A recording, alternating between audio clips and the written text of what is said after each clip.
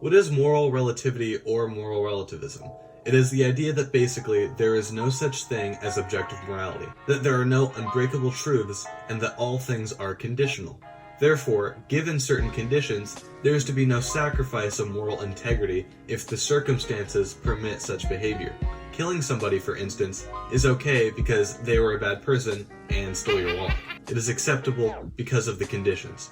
Murder is not great sin because all sin is theoretically conditional. This is an extremely deadly doctrine. What gave rise to this moral relativism? To answer that question, we're going to have to rewind a bit. The scientific method is in no small way responsible for the exponential growth in the speed of humanity's technological advances. It has given rise to a world that is better than any Earth human beings have ever lived in. And for many of us, our primary source of stress is our work. It isn't putting food on the table. But with great advances, there will always be some things that are left behind.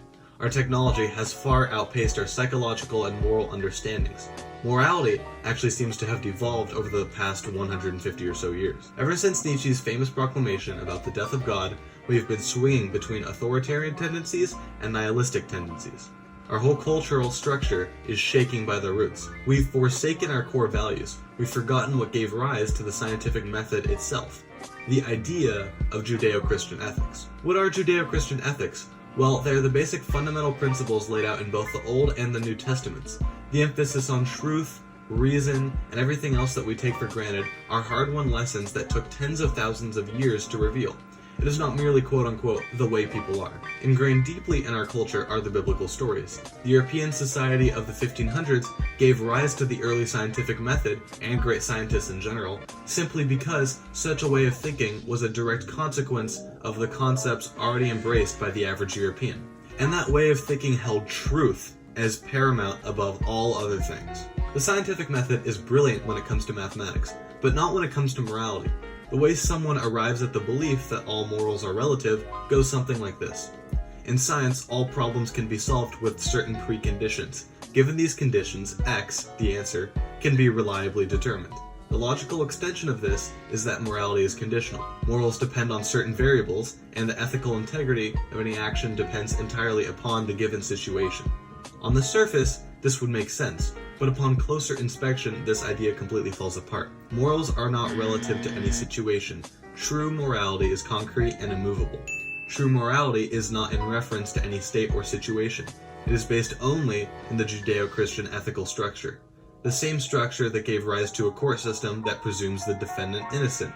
The same one that wrote that government cannot give or take away rights, that your rights are preordained by God, and that these are your natural human rights.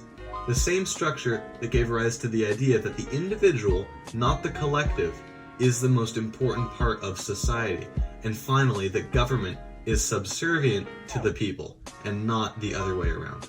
The cure for moral relativism is simple. Develop principles based in truth. What is truth? Truth is made up of the laws that govern any healthy society, the laws that literally can't be broken. These are basically the commandments written in all Abrahamic religions. If you kill someone, if you steal, rape, or tell a lie, you can be certain that bad things will happen because of it. And what's more, these laws are not relative. Nobody gets away with breaking them forever. If they don't pay the price themselves, someone or something else will. There is no exception to this rule. Obviously, we aren't perfect. We lie, cheat, steal, and everything else. But we instinctively know that these actions have real costs. I'm super flawed, and I know that. I'm just doing my best to not be a sucky human being. And I think that's all anyone can do. Just be the best that we can be. Being good people is what will protect us in times good and times bad. The word sin means to miss the mark. So maybe, if we aim properly, we will hit what we shoot for. And as always, thank you for watching.